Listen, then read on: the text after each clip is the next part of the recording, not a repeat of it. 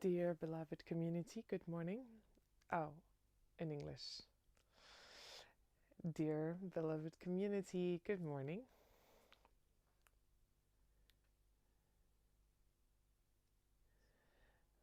So, in English.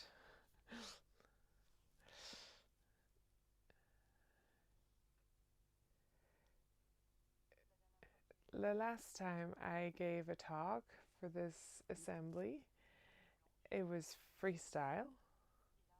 And this time we're going to the opposite, meaning that I don't know how many sheets I have, but I did my best in order to prepare something. So we're going to see how it goes. So we are the 11th of January 2024, and it's the last lay day of mindfulness of this rain retreats, this 90-day rain retreat.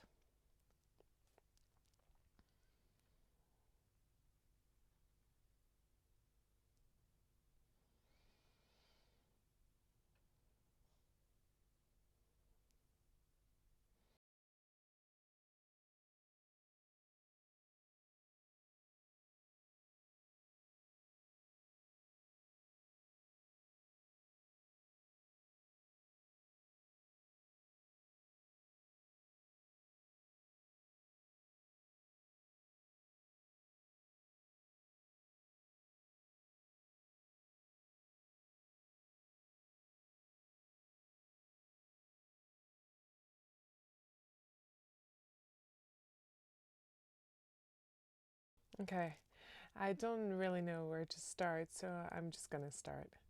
I'm going to start by sharing with you the gatha that I had created for my transmission, my lamp transmission, when I received the lamp. Learn to look without moving, being still. I marvel of the movements of life. My steps finally free and at peace. Happy, my heart sings with gratitude.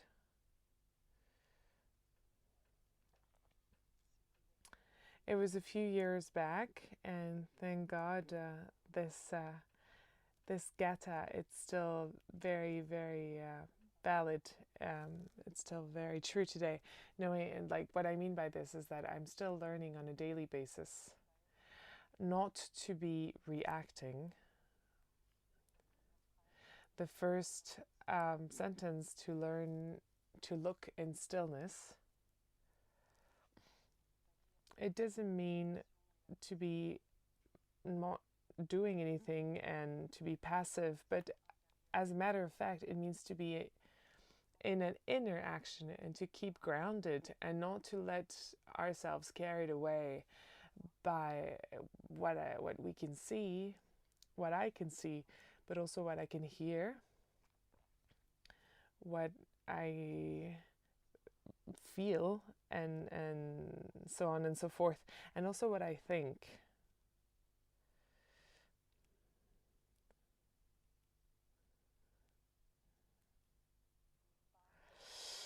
My steps finally free and at peace.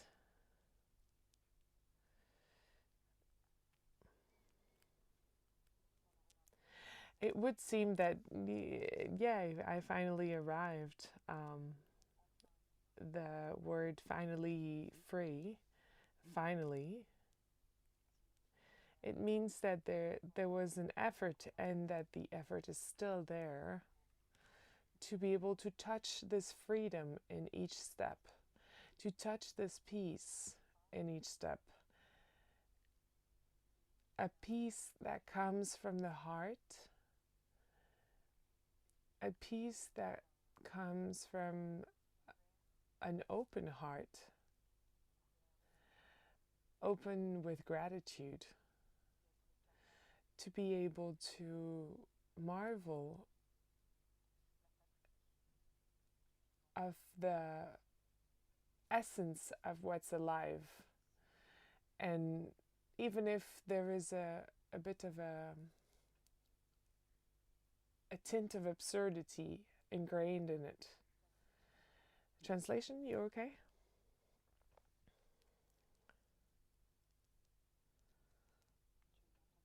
You can't hear me well? Can you hear me better now?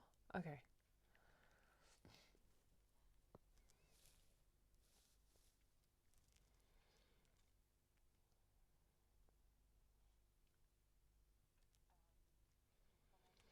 So during this talk, we are going to explore a little bit the world's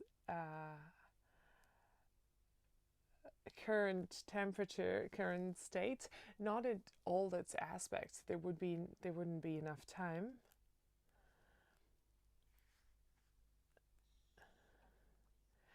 Through the prism of the Four Noble Truths, and of the Eightfold Noble Path, which is the fundament of our practice, like the basis of our practice, the basis of our guidance. How can we maneuver in this world? Maybe sometime a little bit absurd, and I'm using this word absurd because Albert CAMUS is going to walk alongside us. He's a post-World War philosopher who was born in Algeria, and he was part of the resistance during the Second World War, and he was a journalist who was engaged and a philosopher of the absurd. Absurd because we human beings, thinking beings, feeling beings, living beings, we have a quest for meaning, which sometimes has difficulty to vibrate with the facts, or to vibrate with what is happening in the world. And often we talk about a political world, a politicized world, a world that is based on power.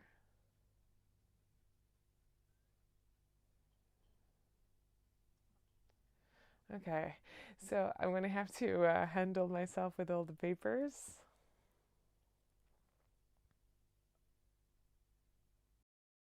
So it's a conference that Albert Camus gave in 1946 at the University of Columbia.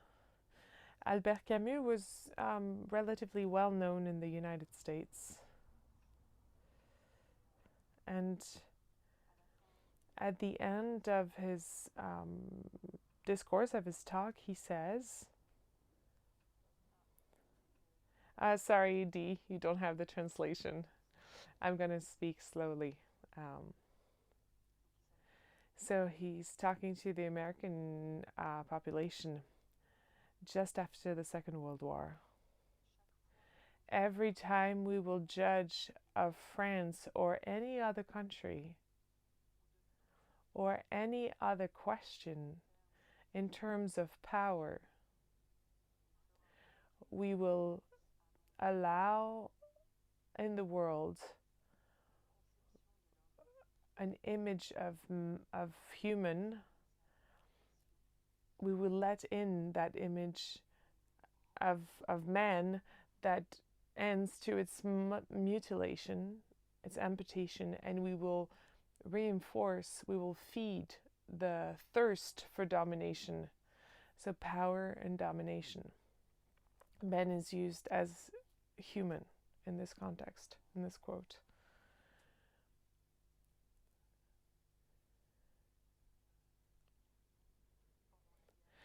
During the Algerian War, which truly was at its peak in 54. Camus is wondering how to put an end to the bloody marriage between terrorism and repression. The bloody this was in 46 and 54, and it's still very, very true and very present today.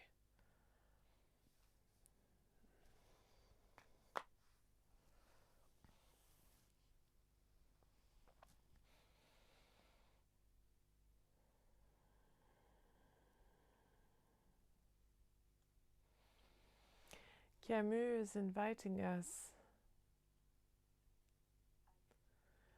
to fight against injustice, servitude, slavery, terror,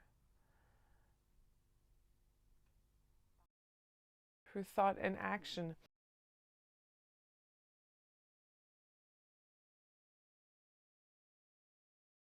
And there's a lot of similarity with the 14 mindfulness trainings, with this this invisible truth of the importance of our thoughts. And it's exactly what the Buddha says, that we can find in the very beginning of the Dharmapada, the book of the Buddha, which is sort of a concentrated book with small sentences, which is truly interesting for those the people who don't really know Buddhism yet, and where the Buddha says something like, everything comes from the mind. A mind that is poorly taken care of will create suffering, and a mind that is well trained won't be adding unnecessary suffering. And the suffering is a truth. It's a reality of this world. So the objective is not to make suffering disappear. The purpose is not to create more suffering or add more suffering to the one that's already present. And during one of the talk that we were listening to together during this retreat,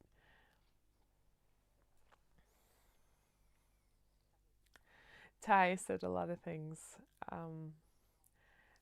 truly inspiring and true and beautiful. And I like to be able to say to have new things on my desk to inspire myself. And at the last moment, this morning, I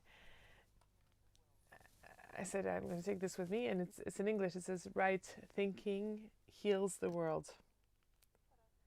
Ta-da!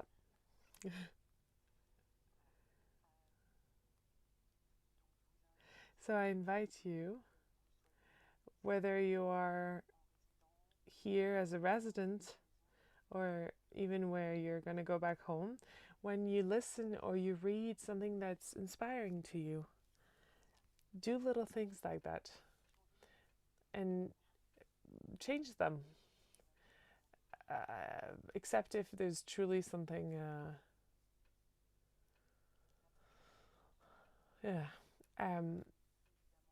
right thought, which is obviously at the heart of the Eightfold Noble Path.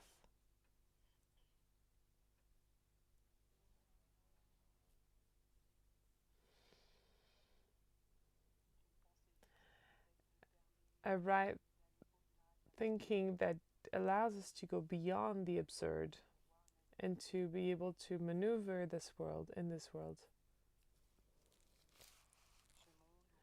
world where we are starting to look at the news and we see what's happening in Gaza and we feel powerless for example, and to know that in a lot of other places on this earth, there's a lot of injustice, there's a lot of violence that's happening.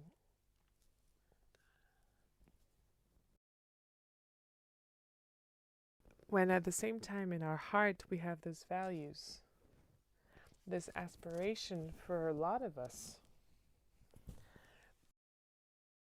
maybe even for the majority of us, this aspiration to love, to joy, to peace, to fraternity, to siblinghood, how to infuse this love, this joy, this solidarity in a world that is politicizing.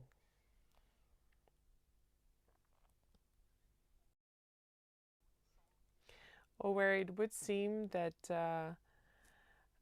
our democracy are becoming more and more totalitarian because we need to keep the structure, the system of the mercantile economy, of the capitalist economy, and of the powers and the domination and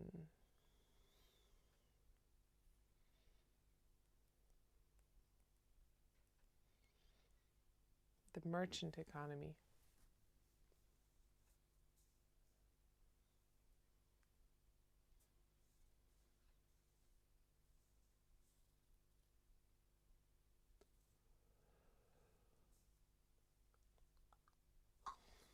The magic of the spiritual path of our tradition, but also of many other traditions, is to be able to allow ourselves to touch or to come into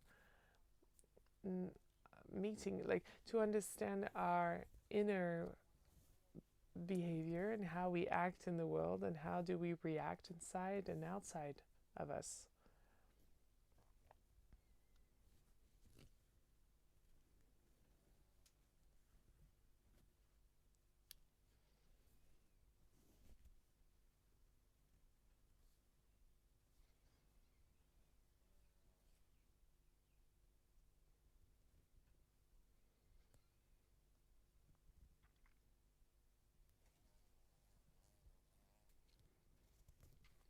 I'm going to quote a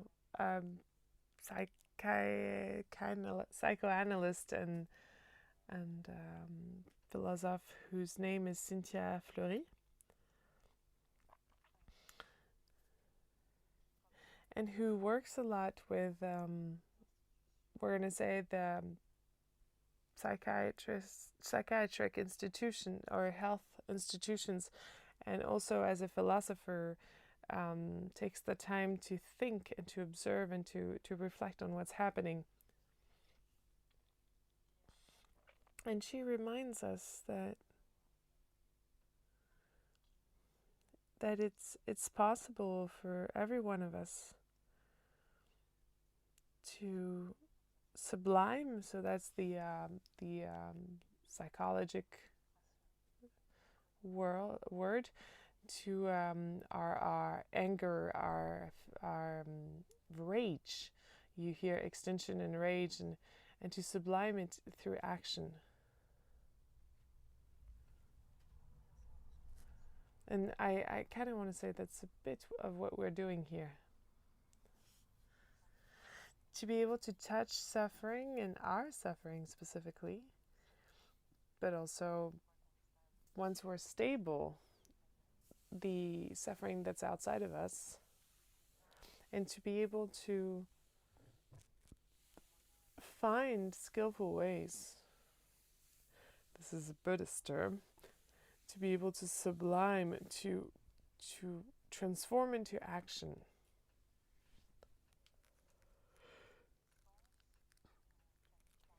Resistance movement, Camus talks more about a riot than a resistance, that are bursting from all parts. like a revolt or an uprising. And from forever, I can imagine, like movements of contestation, way of expressing oneself to be able to be seen, like the yellow jacket, for example. Like the movement, le mouvement des indignés in French. But it was born in Spain, and in English it would be like who took its roots in Spain, and the all the Arab Springs and the Occupy movement in the United States, that started in Wall Street. So Mouvement des Indignés is the indignant movement, and this spring is all of that. Rose from the economical crisis of 2008, where we said, stop, it's not possible anymore. And from there, where the systems are really well established and the politicians are really well established, we're like, no, it's possible, we're continuing, don't worry about it. And thus,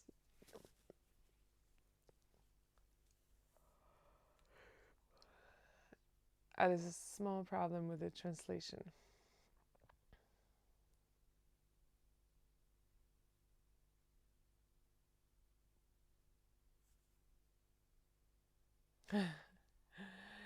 I have to speak. Okay, so I'm speaking.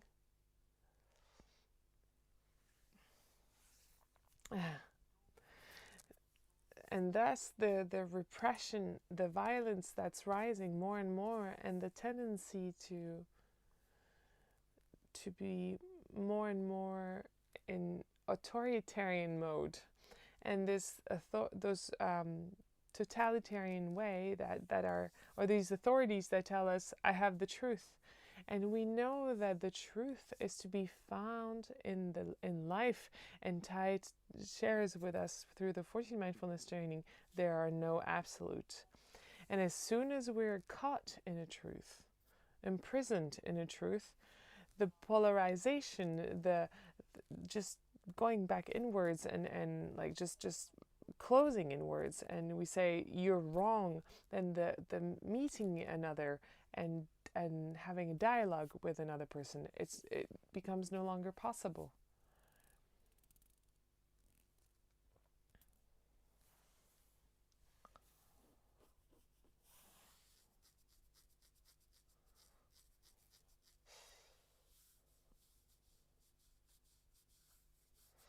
And this encounter with the other, with other people, is no longer possible.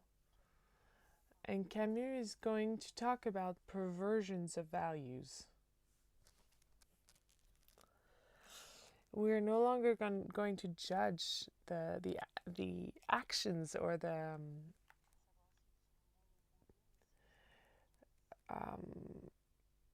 acts to know whether or not they're good or bad, but we're just going to look if it's performance linked, or if it's exact, if it's precise, the neutrality of science, like whether or not those have efficacy. But the neutrality of science doesn't weigh in compared to the poetic sensitivity of the world. And this is not Camus who's sharing that, but he could have said it.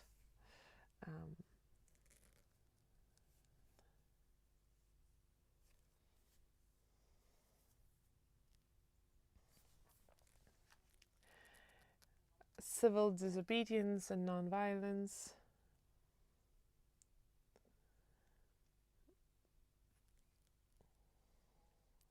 To assert our conviction and our values, to strengthen them. Our ethical values was the theme of this 90-day retreat.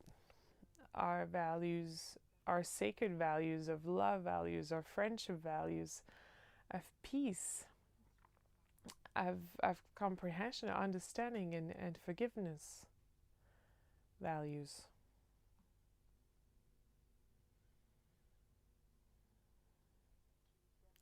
that allow us to be able to meet the other one, to encounter with the another, and to be able to go towards the other person.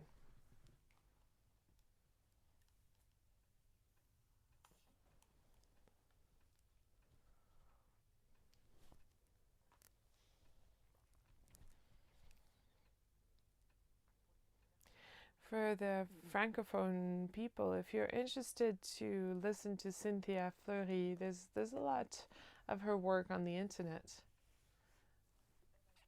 She wrote a book on the Clinic of Dignity, the Institute of Dignity.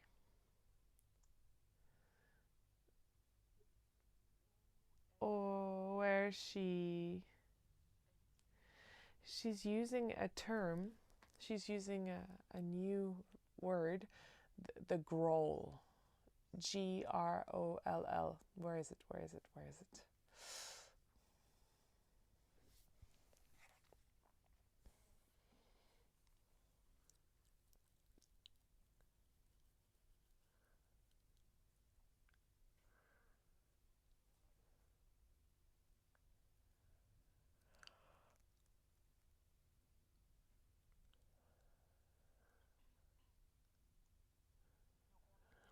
So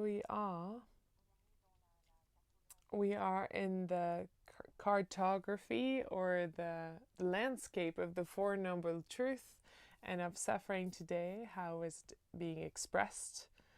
The growl. Obscure rumbling contain exasperation, which gradually gives rise to a long rumination of hatred and animosity without any particular hostility, but full of an infinite number of hostile intentions.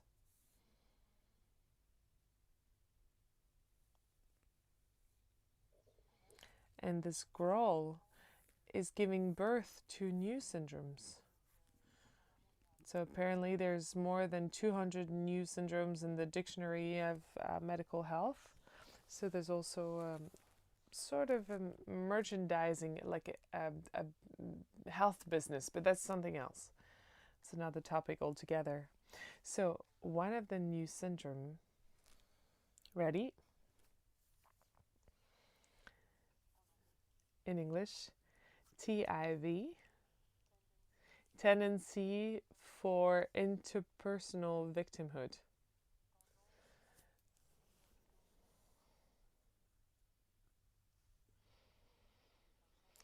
This is feeling, long-lasting feeling of ego in relationships with others, which has consequences on the cognitive, on the behavioral consequences, cognitive consequences, and affective, like emotion consequences, and comes through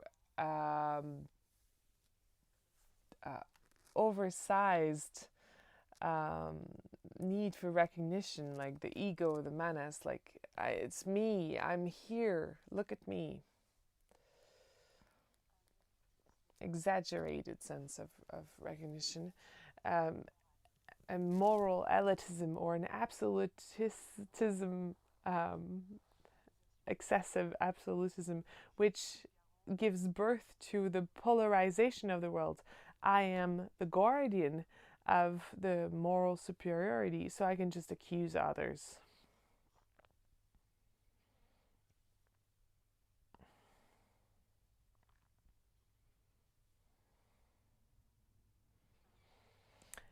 A lack of empathy. Because we're not able to defocus on our suffering. The suffering is too big, we're always victim, always something attacking us, so we cannot enter in a relationship, in a bond with the other person. And the fourth point is the rumination or the mastication, which is a hyperfocalization, hyperfocus on suffering and the symptoms, more than on solutions.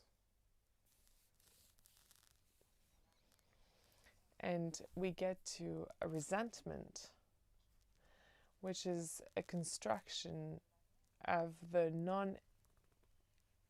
no exit, no way out, with it like an entire engineered process around, like an entire engineered composition around it.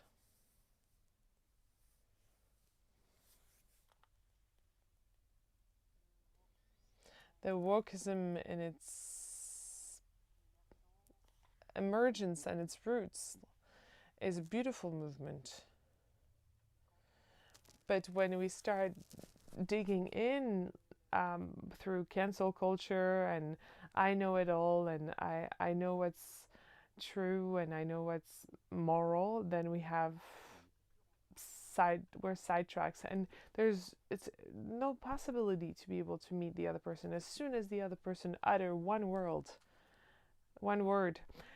it's done, and the human being is no longer in action, but it's in reaction. There's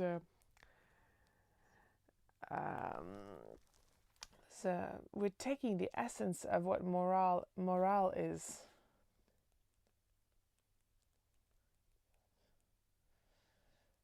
We're denaturing morale.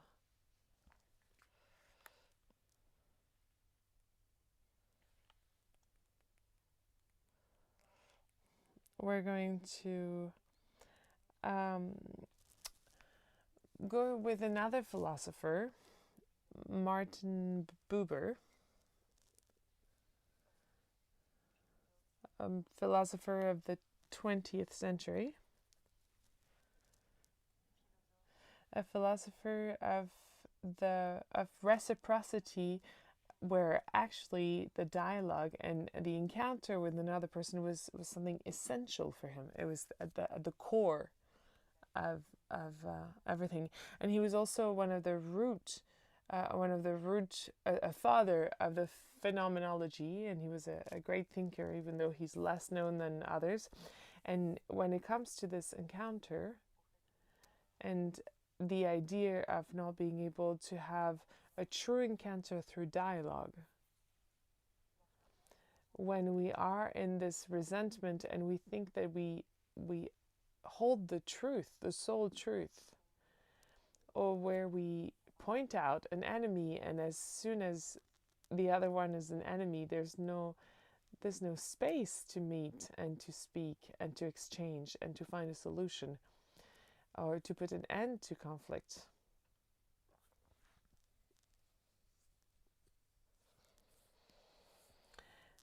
When in a dialogue, one of the partners wants to be heard and cannot listen to the other person, he is destroying the relationship.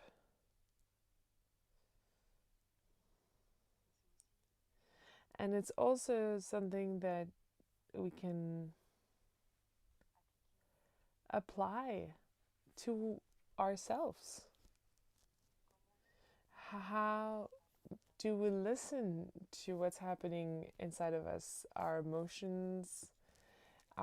Is there this dictatorship of I shouldn't think that, or which prevents the true encounter, the true bond, the true relationship with the emotions that are present, because it's often the emotions that are making us go overboard, makes us tip one way or the other.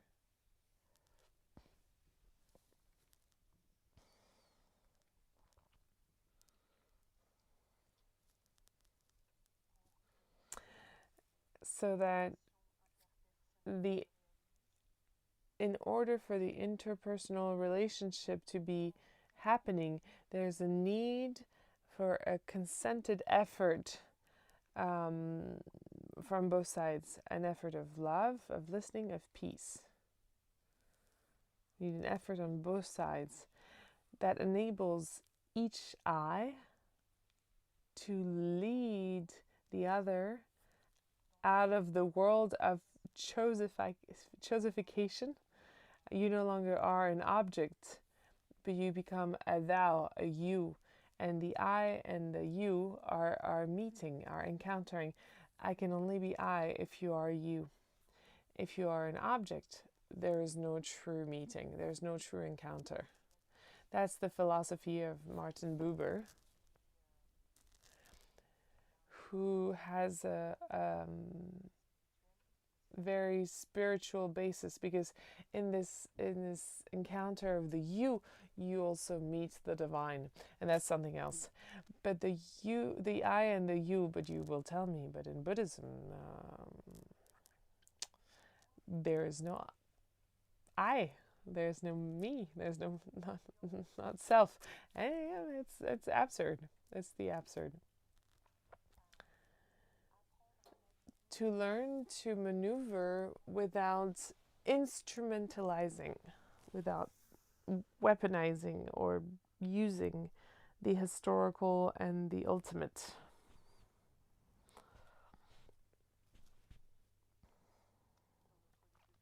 In our daily life, we are relationship beings, we are language beings, and we need to be able to use words. And we need to be able to communicate through words, even though there's other forms of communication, other means of communication. And so if we isolated ourselves and we're focalizing on, no, there's no I and you, and so on and so forth,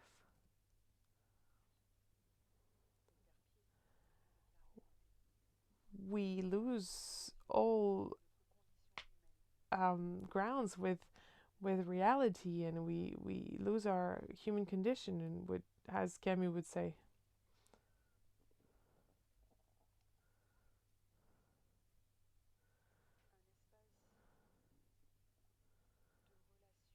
it's a space of relationship, of encounter, or a space of encounter,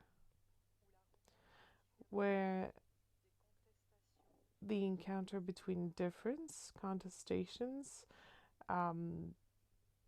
divergences is accepted. It's the starting point.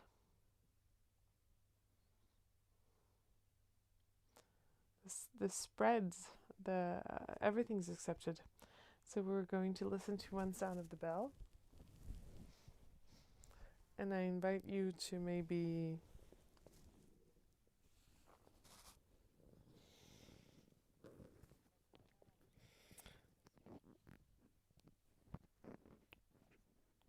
go back to being aligned with this acceptance of what you can see of yourself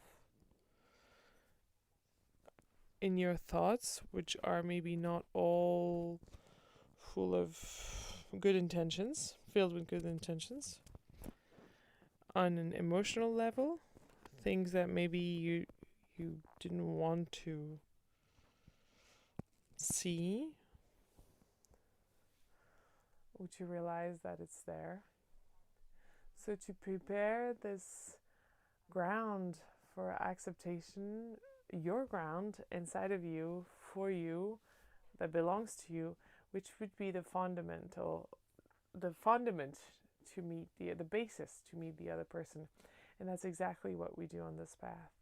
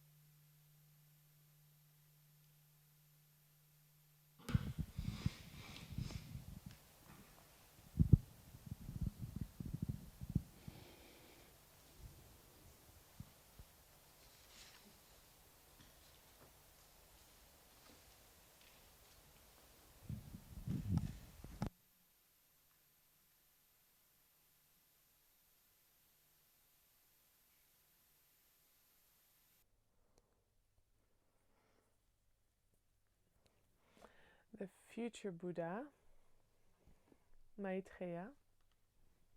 Does that speak to you? Yeah, okay.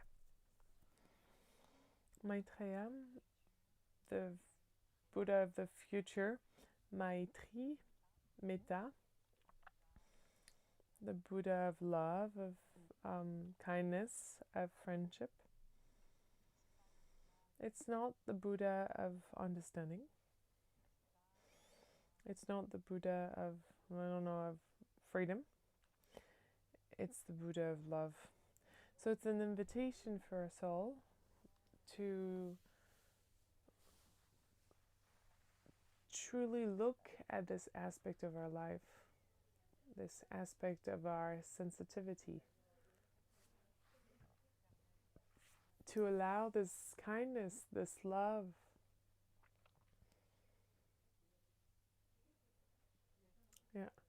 to be able to be brought to life.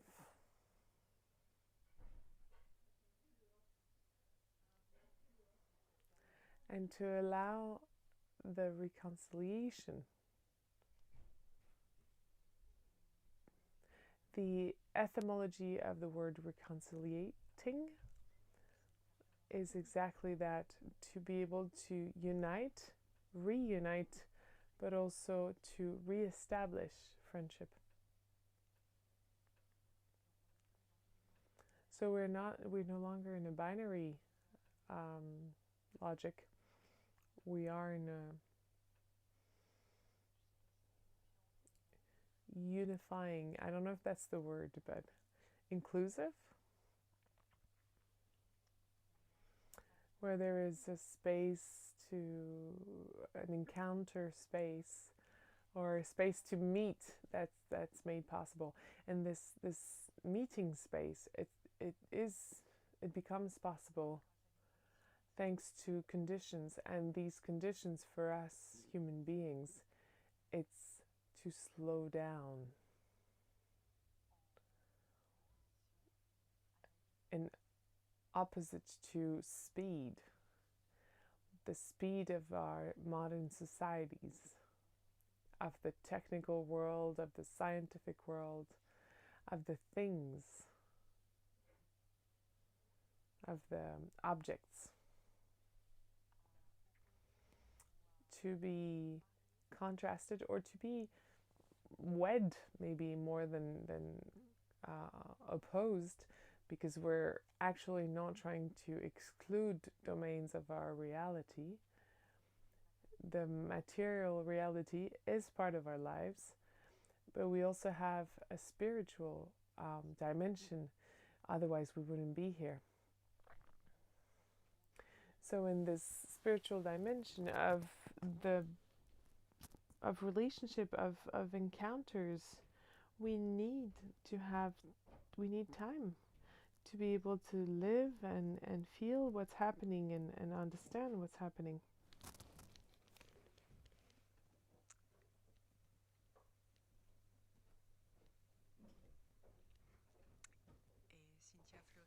And Cynthia Fleury tells us the institutions, the public institutions, should allow us to have this time, and other people who are thinking, like other great minds, are sharing this as well, as if the essence of our material world was going completely to the opposite of this space of and this time that allows us to be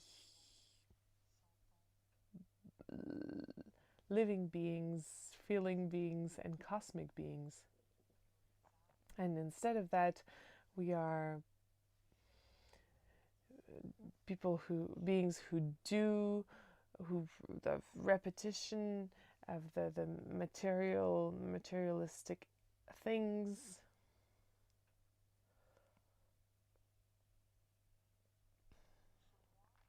So this I, this ego, that for a lot of people feel more and more victim as victim, are positioning themselves more and more as victims. Yeah.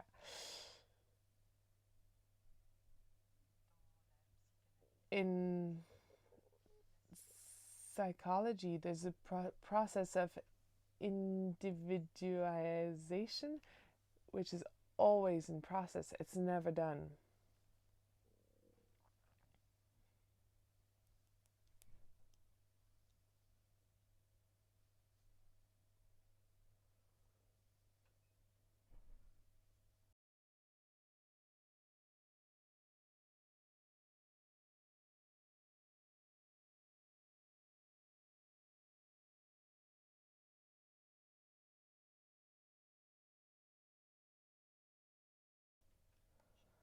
So I spoke about the materialistic reality.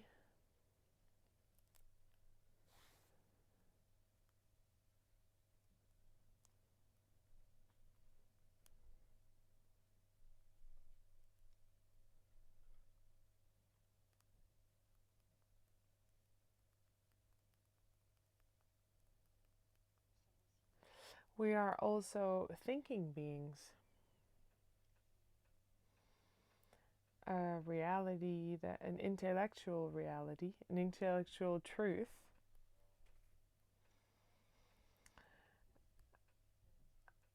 We are beings of,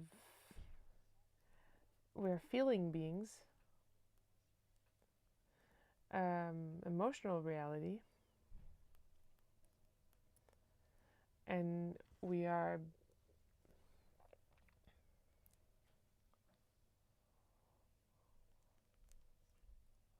spiritual beings.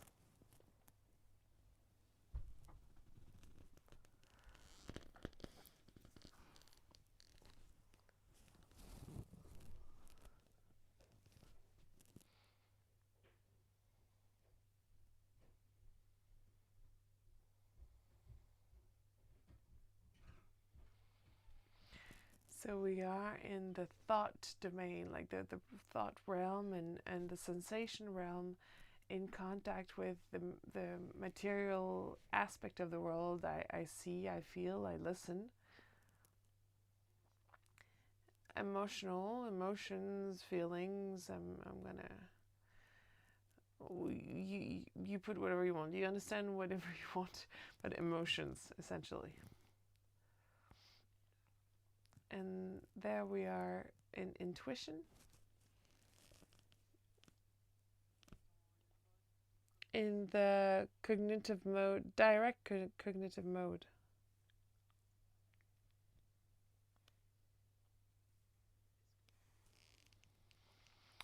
I don't remember if Sister Chenduk talked about it last Sunday. No, okay, no. And so these are, it's here, it's where we live. We live here in this thing.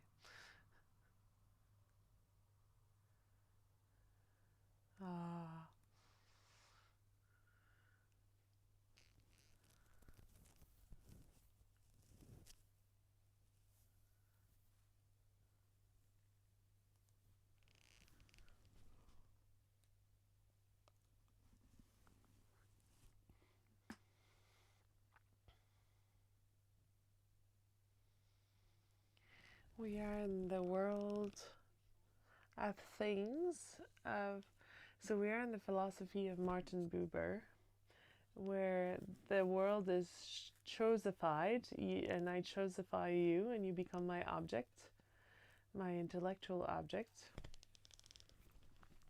The world of technicity, of science, of the truth.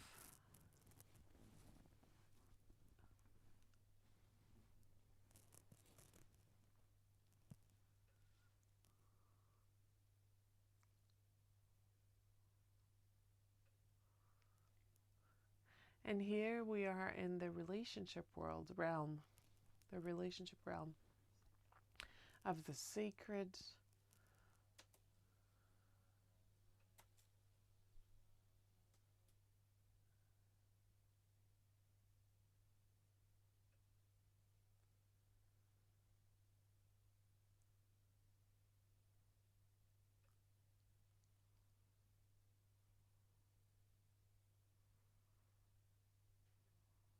of the encounter, of the meeting, of an encounter with oneself, of an encounter with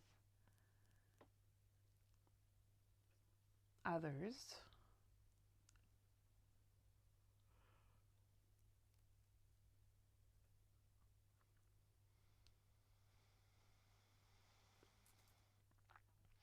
Of an encounter with the unspeakable.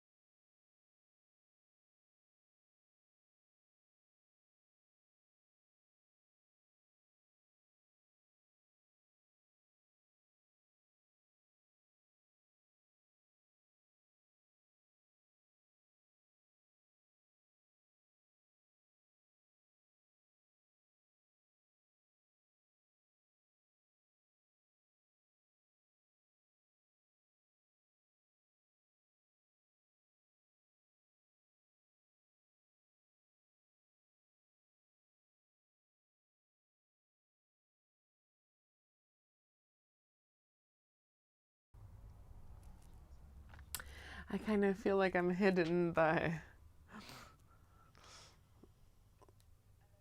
the plant. We're talking these days about the tribalization of our society. I love this word.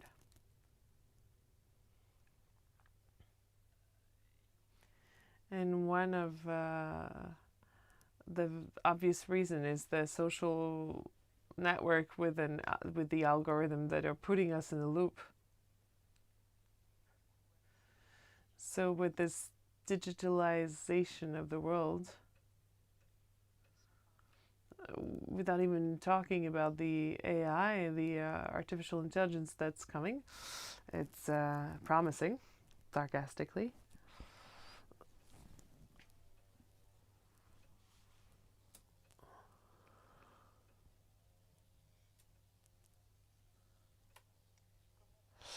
How can we reconcile this tribalization of the world with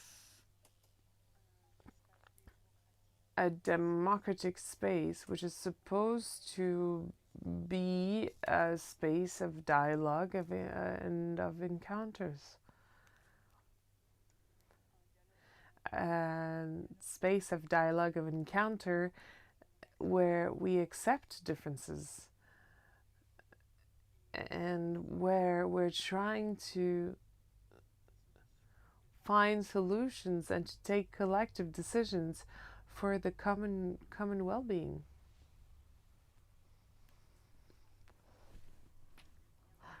The well-being of all, the common well-being.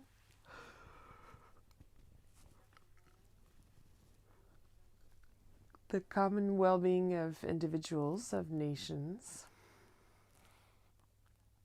of a group compared to another.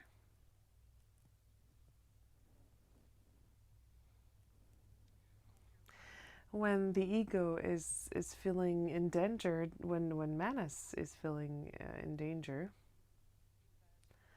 it will defend itself with mechanisms, defense mechanisms. And we get to this popular movements, to all those popular movements, nationalist popular movements of being close on yourself and refusing the other, the stranger, which is the title of a book of Camus, where the strange doesn't feel anything when faced with the death of others. While preparing this talk, maybe you understood, but I dig deep in Albert CAMUS, and it's a bit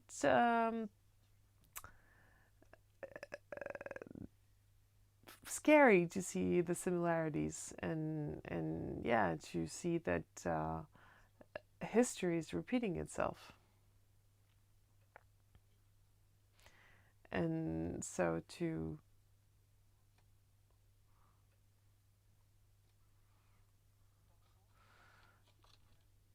together to truly be able to state our values,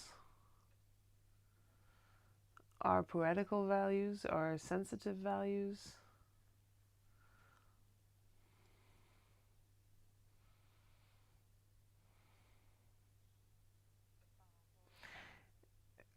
compared to the heartbreaking contradictions, to be able to find freedom of mind. I'm quoting Camus, find freedom of mind and to work on our mind.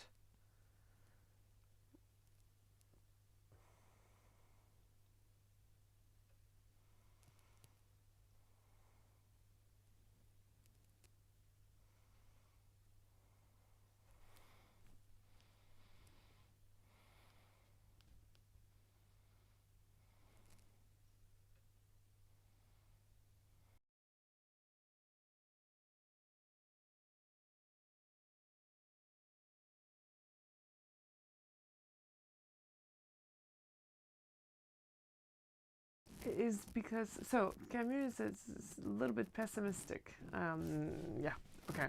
But so we're going to take what I read with a grain of salt. But still, it's interesting to look at this absurd world. It's because the world is unhappy in its suffering. The suffering exists, the first noble truth, that we need to do something for happiness. It's our responsibility.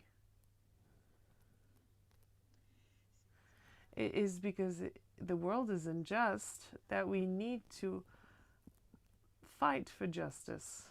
It's because it is absurd, the world is absurd, that we need to give it its reasons back. To be able to touch the reality, the historical reality that comes and puts a light to our deep contradictions, puts a light on, doesn't mean that we need to abandon our convictions, but on the opposite, that we need to get rooted in what we feel to be good, beautiful, just,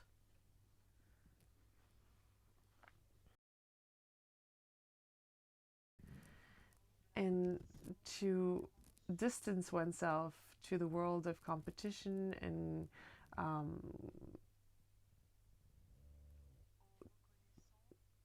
while recognizing in ourselves our mechanism of survival mechanism,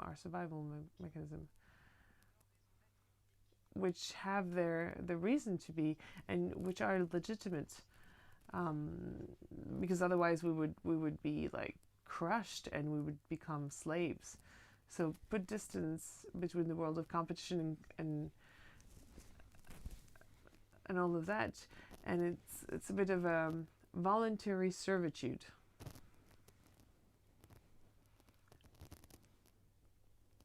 So the survival of the ego is, we are in the Manus mechanisms, like the Manus way of doing things.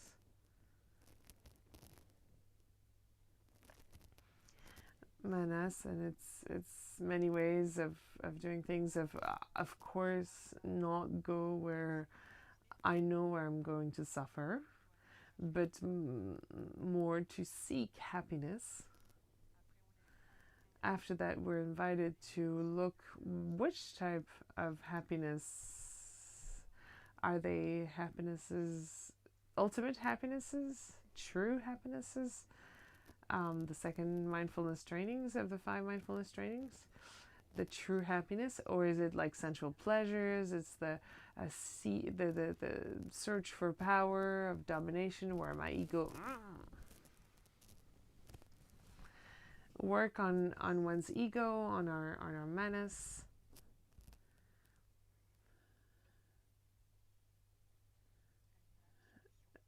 Here is the solution. The way out is in.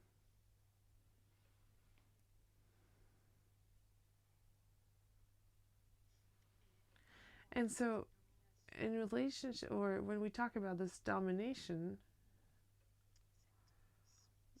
talk about this thirst for power, or to be able to assert oneself, to say, I exist, I am here. We're going to continue with Martin BUBER, who was a Zionist, a person who lived in Israel, but who saw very quickly that nationalist Zionist was not going in the right direction. And so for him, his vision, Zionist vision, was more spiritual, to be able to realize the ideal, the divine ideal. In 1920, he says, Jewish nationalism is on the point of following the path taken by all the peoples, where one no longer does more than assert oneself before the world, I am here, without asserting the world before oneself. We are no longer in the encounter. We are not in reciprocity. I am because you are. I am because I am.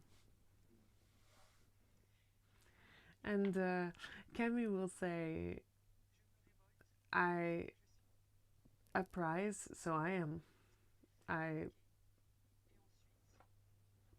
And then, okay, so in 1918, 2 years before, Martin BUBER was talking publicly to the Jewish community and the nations.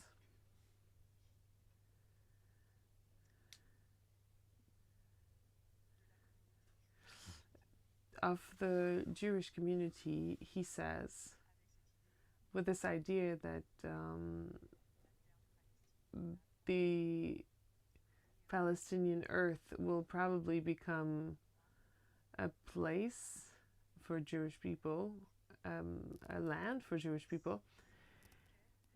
If it is so, the Jewish community is to lead a petty, profane existence. We're no longer in the spiritual realm, like any of those little states that are bound in the contemporary West, where the spirit and people are separated, withering one after the other.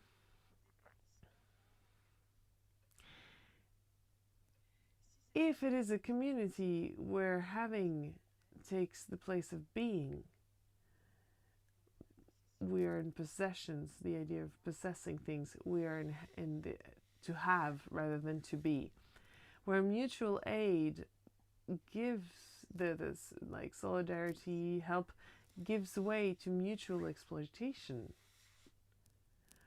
where men renounce destroying each other for the sole reason that they fear or need each other.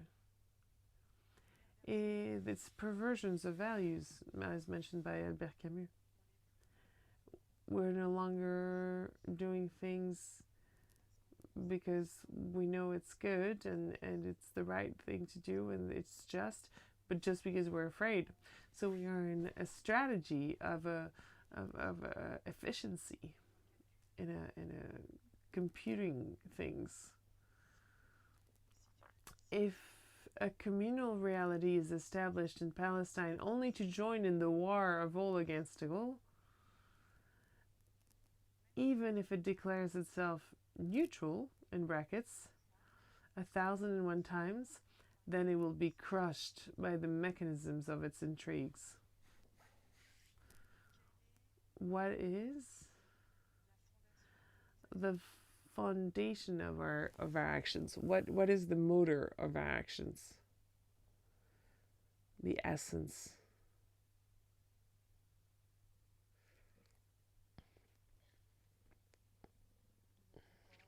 Of our body,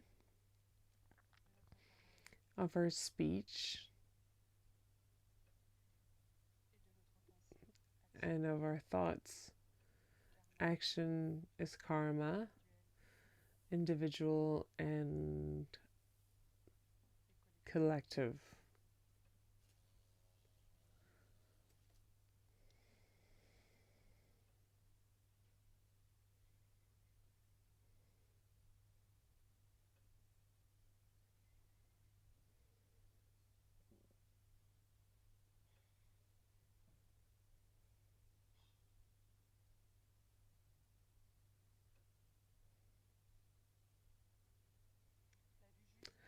The right vision, the right thought, the right speech, the right action.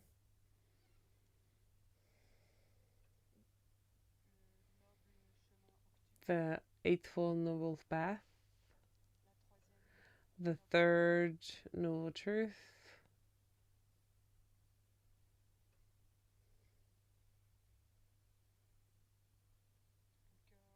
The heart. The heart of what Thai has taught us is to generate mindfulness and concentration.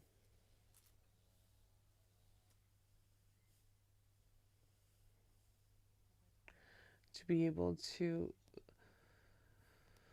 connect and generate the right view, like as a result.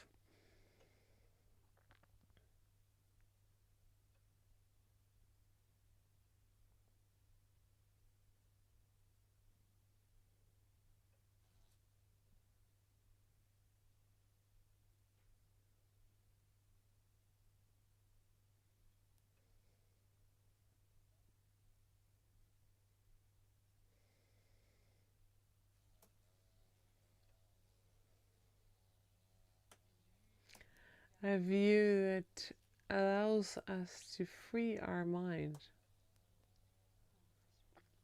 An invitation from Camus to free the mind of wrong perceptions, of wrong views.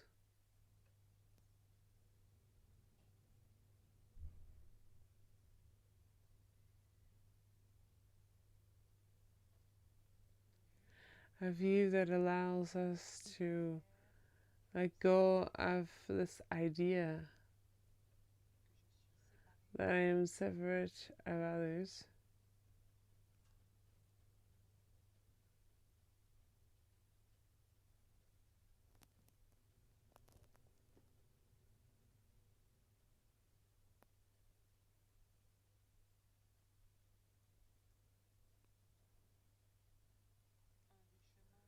One of the paths that allows us to be able to enter in connection with this right view.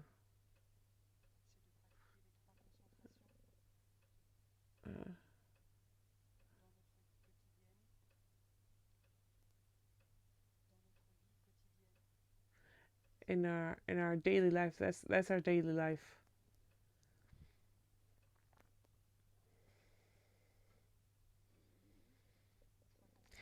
The 3 concentrations.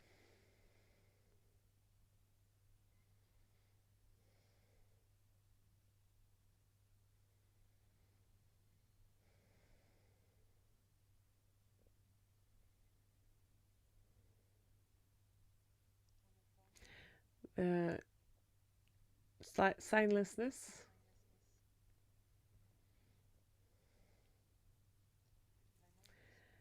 the non-pursuit, aimlessness,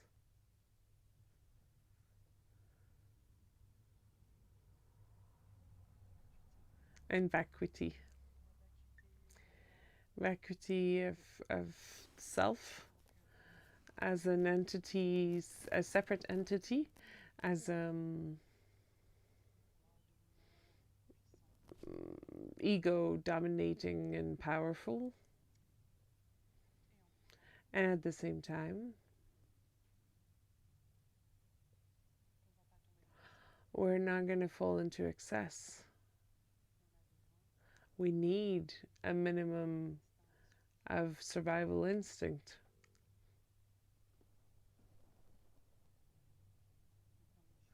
So we are just invited to look, to observe our reactions. Oh, what was touch here? Why am I reacting like that?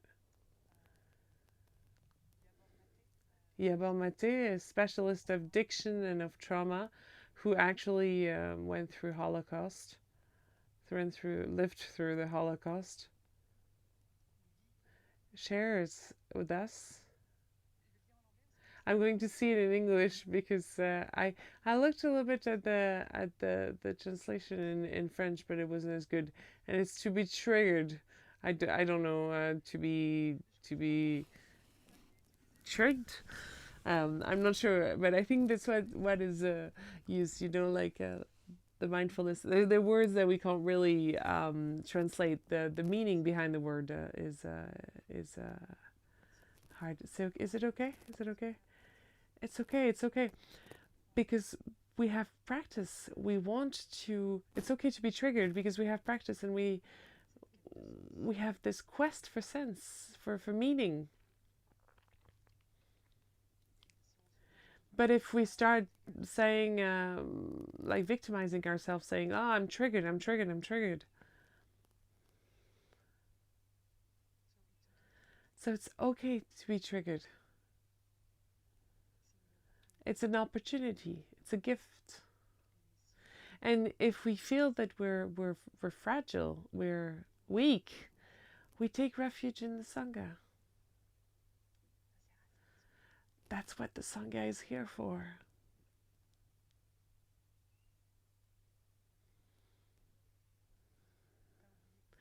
Don't forget that you have a Sangha, you have a community. You have to use it.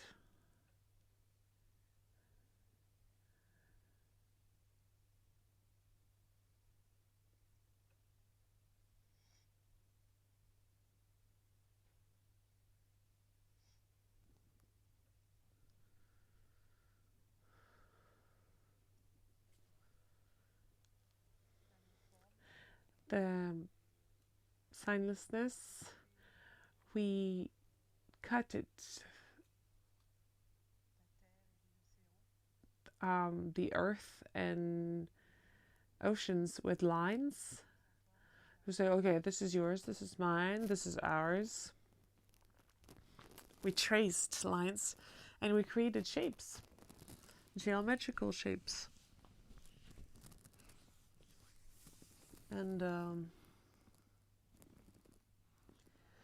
we fight for either make them bigger, make those shapes bigger, or trying to keep these shapes, these lines,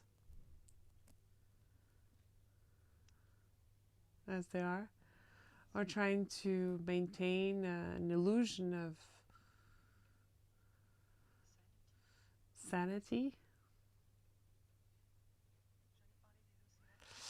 I was going to talk about oceans. I think it's in Norway. I don't remember. They're starting to consider to go and dig deep in the marine depth. So we're going to have to create a sign, say no, don't touch. You cannot touch this, because there's no limit. There's no limitations. There are no limitations. There are no limitations to the pursuit to the restless pursuit, the trying to grasp always more and domination. We are in this dynamic at the level of the political world, of the nation's level. And in our interpersonal relationships, what are we seeking? What are we chasing? Are we chasing something? It's an open-ended question to contemplate. Every one of us can contemplate that.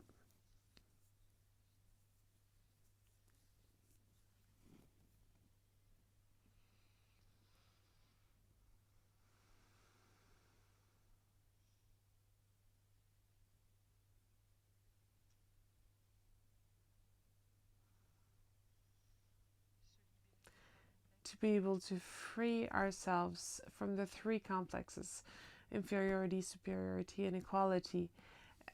When we are talking, as soon as we are talking about complexes and we position ourselves in this way,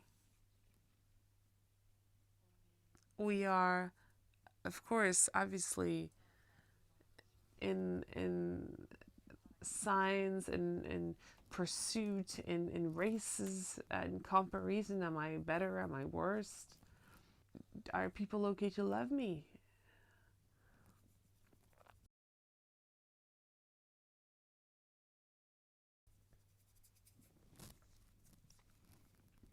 Do people want to love me? And to be able to have the capacity to learn, to look in stillness, to look in stillness, to observe in stillness. During the Algerian War, Camus went away from political life. He retired from public and political life.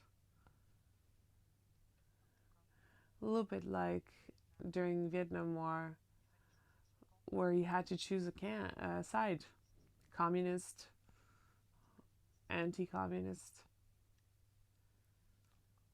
A little bit like today, where people ask you to take sides. Are you for Palestine? Are you for Israel? Camus extracted himself because he saw the danger. And Tai also saw that danger. And Tai never took sides. A danger of to affirm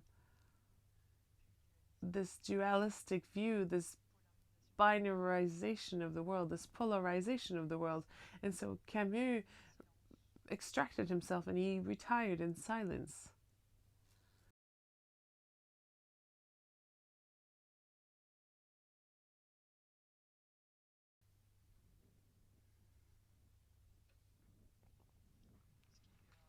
Which allowed him to receive the Nobel Prize of Literature. I'm not sure it's directly linked,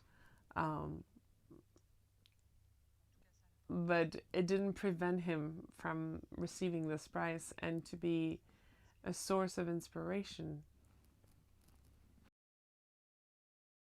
to know how to take care of his thought. And sometimes to be able to take care of one's thought and one's action, like he's inviting us to do, we need to extract ourselves if we can. And if we cannot, Cynthia Fleury reminds us that dignity is something that nobody can take away from you.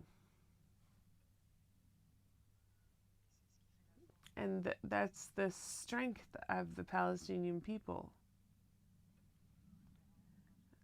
No one will ever be able to take away the dignity to be who they are.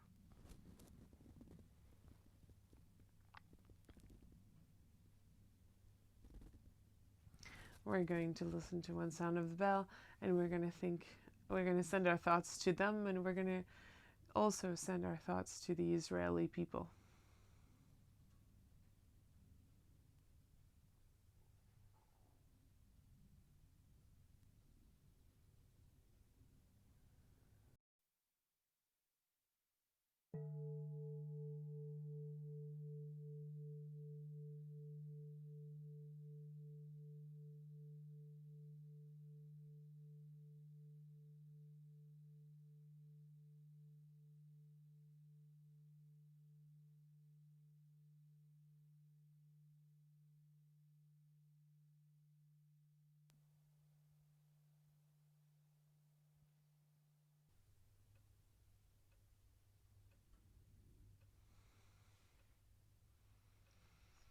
So the reciprocity of an encounter, of dialogue with another.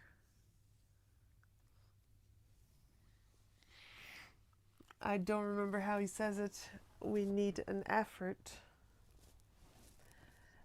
for a consented effort from both sides. And in this effort, there is, am I okay to look at myself, to question my views?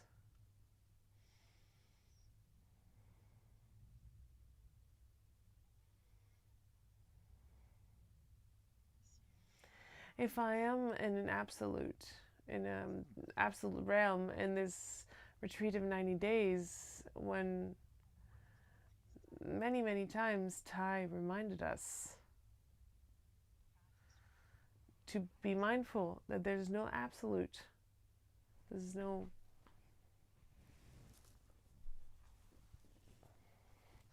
eventually the only absolute that could be is, if ever it makes sense for us, it's this one.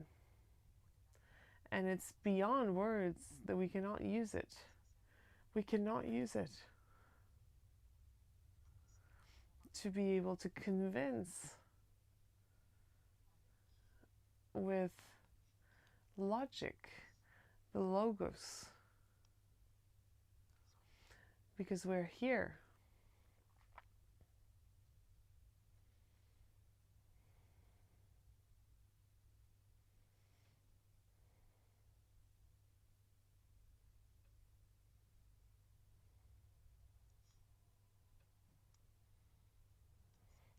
And in this spiritual dimension, the power of love and understanding can do its work, can work its magic. We are in the time of slowing down, the realm of slowing down. And as soon as it's ripened,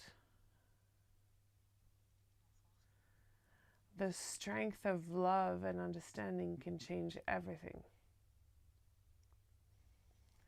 And so I would like to be able to read to you the Geta, the transmission Geta that I have received in relationship to the transmission Geta that I offered, that I shared at the very beginning.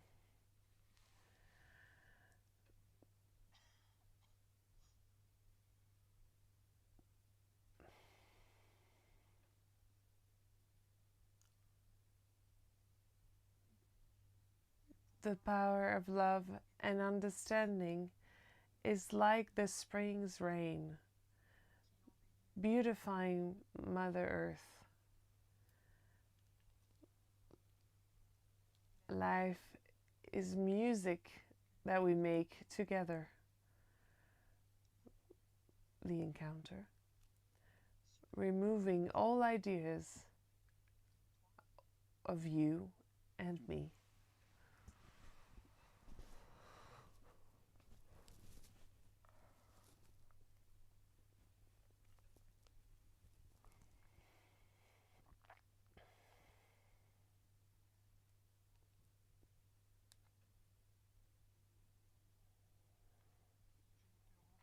I can only meet another if that other is at the same level as me. I, and you are also an I, like a self. I have a self and you also have a self. And at the same time, if we remove all ideas of you and I, we are in the three complexes. And we are in this idea of God, like chosification, where I no longer see you as a sacred being that is coming to touch the sacred in me. We are in the materiality of the world, like the matter in the world, like, and the intellectual reality of our logos, which is trying to convince or position itself or trying to understand through reason, the inference.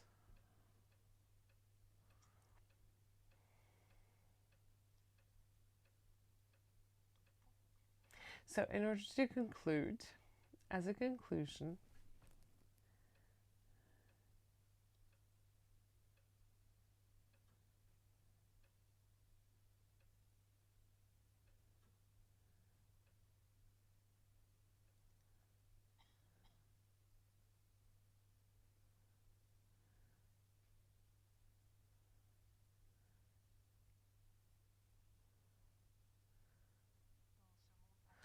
in this absurd world that Camus describes,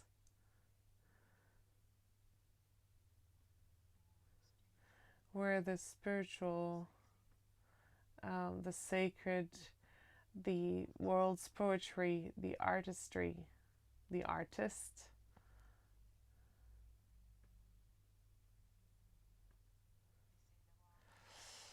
to try to have a space amongst the technocratization, the science raised as something almost sacred, untouchable, that tells the almighty truth.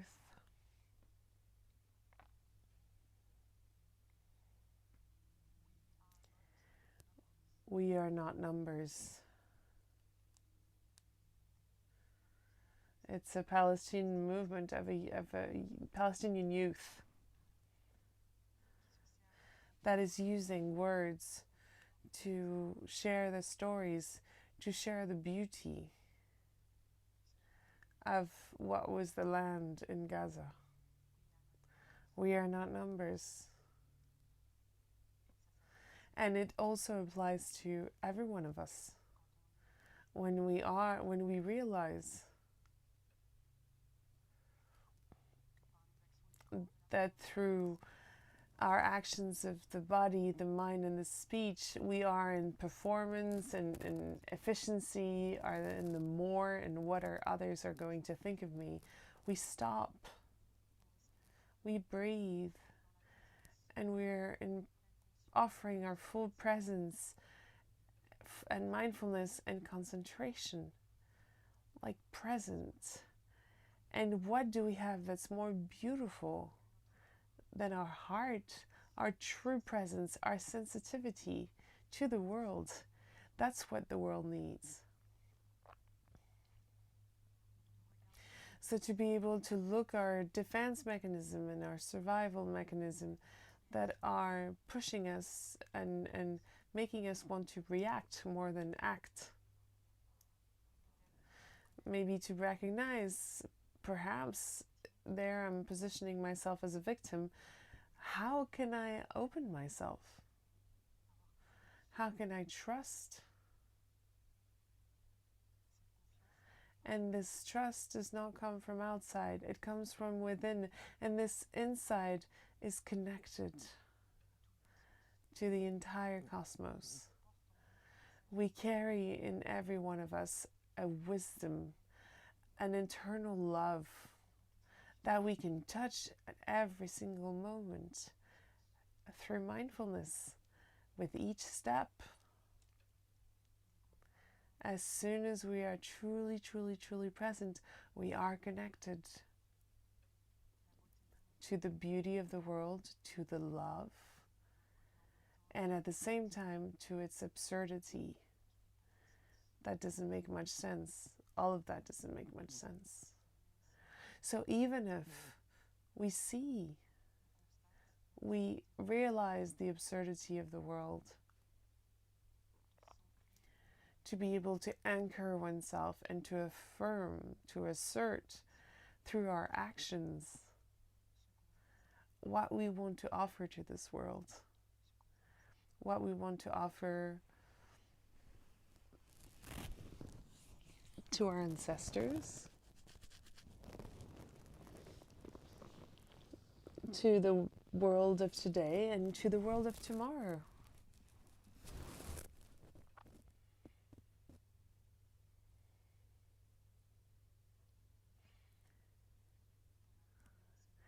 During the first talk that Sister Chendik gave in this retreat, this 90-day retreat, she shared with us a poem that she was translating from Thai in English,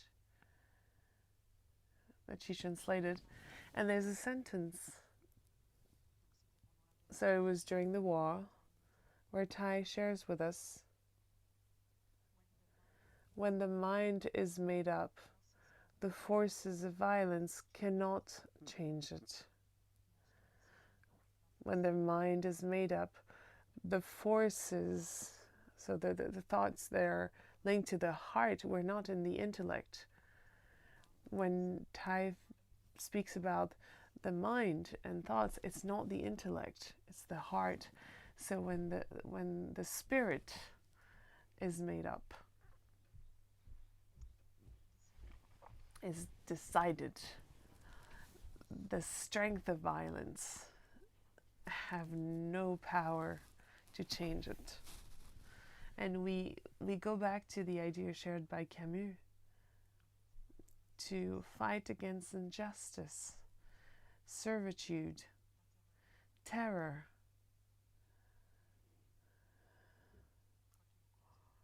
no matter the cost.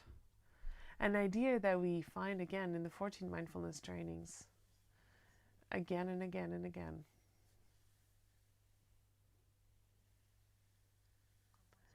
How can I generate thoughts, kind thoughts, Maitreya, the Buddha of tomorrow, the Buddha of today, right here, right now? And to see where my thoughts are going, like which direction they're taking, the forward righteous effort. Okay, is it going to contribute to the well-being of the people that I'm thinking about, or is it going to create more suffering?